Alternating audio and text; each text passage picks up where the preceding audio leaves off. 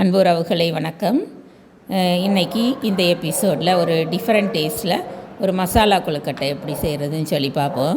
எப்போவுமே நம்ம இனிப்பு கொழுக்கட்டை தானே சாப்பிட்டுட்டே இருக்கோம். இன்றைக்கி இது கொஞ்சம் கார கொழுக்கட்டை, கொஞ்சம் டிஃப்ரெண்ட் டேஸ்ட்டில் இருக்கும்.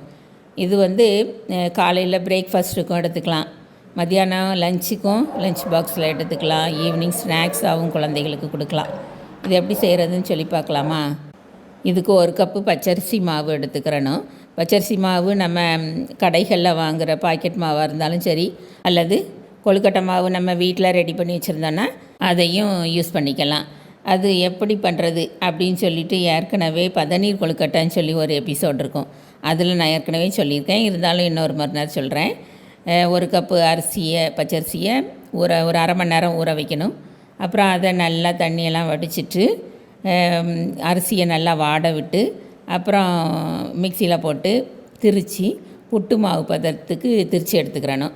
அப்புறம் இதை வெறும் வாணலியில் போட்டு லேசாக வறுக்கணும், ரொம்ப அதிகமாக வறுத்துடக்கூடாது. இப்போ இந்த மாவில் ஒரு அரை கப்பு தேங்காய் துருவல், அப்புறம் ஒரு 1/4 டீஸ்பூன் மிளகுத்தூள் போட்டு இதை நல்லா மிக்ஸ் பண்ணி வச்சுக்கிட்டு உப்பு கலந்த தண்ணியை தெளித்து நல்லா கொழுக்கட்டை மாவு பதத்துக்கு நல்லா பிசைஞ்சு எடுத்து வச்சுக்கிறணும். இப்போ இந்த மாவை குட்டி குட்டி உருண்டைகளாக உருட்டி நமக்கு என்ன ஷேப் வேணுமோ அந்த ஷேப்பில் உருட்டி எடுத்து இட்லி பாத்திரத்தில் வச்சு ஆவியில் வேக வச்சு எடுத்துடணும். இப்போ நமக்கு கொழுக்கட்டை ரெடி ஆயிடுச்சு. இனிமேல் அடுத்தக்கில் மசாலா எப்படி ப்ரிப்பேர் பண்ணுறதுன்னு பார்க்கலாம். இப்போ மசாலாவுக்கு ஒரு கப்பு நல்லா பொடியாக நறுக்கின வெங்காயம், அப்புறம் 1 கப்பு தக்காளி, அப்புறம் 1 ஸ்பூனு இஞ்சி பூண்டு விழுது, அப்புறம் தாளிசத்துக்கு கடுகு, உளுந்தம்பருப்பு, கருவேப்பிலை இதை எடுத்து வச்சுக்கணும். இப்போ ஒரு கடாயை ஸ்டவ்வில் வச்சு நல்லெண்ணெய் விட்டு கடுகு உளுந்தம்பருப்பு போட்டு கடுகு வெடித்த உடனே இந்த வெங்காயத்தை போட்டு நல்லா வதக்கணும்.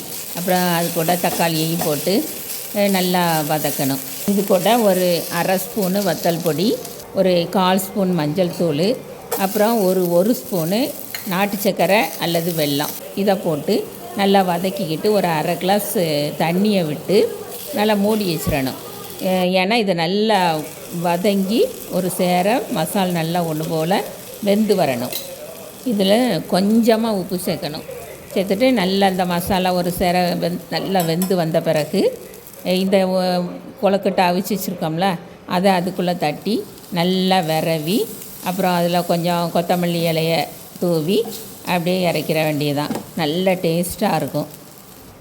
இன்னும் கூட டேஸ்ட்டாக இருக்கணும்னா ஒரு அரை கப்பு தேங்காய் துருவலை அதில் அப்படியே தூவி எடுத்து வச்சு சாப்பிட்லாம். செம்ம டேஸ்ட்டாக இருக்கும். இதை பிரேக்ஃபாஸ்ட்டுக்கு அல்லது லஞ்சுக்கு அல்லது ஸ்நாக்ஸாகவும் சாப்பிட்லாம். ட்ரை பண்ணி பாருங்கள். நன்றி, வணக்கம்.